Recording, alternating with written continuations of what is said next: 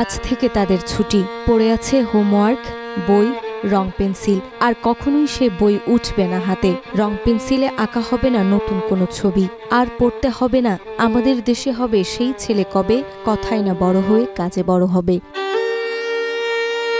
মাকে আর কখনোই গোছাতে হবে না সন্তানের এলোমেলো করে রাখা পড়ার টেবিল, বই খাতা, বিছানা। রোদে শুকাতে হবে না ছোট্ট স্কুল ড্রেস। বাবাকে আবদার করে কেউ বলবে না, অফিস থেকে ফেরার সময় আমার জন্য চকলেট নিয়ে এসো। কিন্তু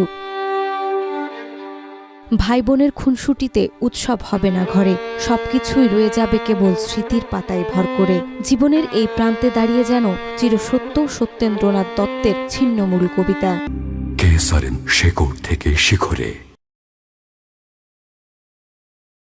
সবচেয়ে যে ছোট কাপড়গুলি, সেইগুলি কেউ দেয় না মেলে ছাদে। যে শয্যাটি সবার চেয়ে ছোট, আজকে সেটি শূন্য পড়ে কাঁদে।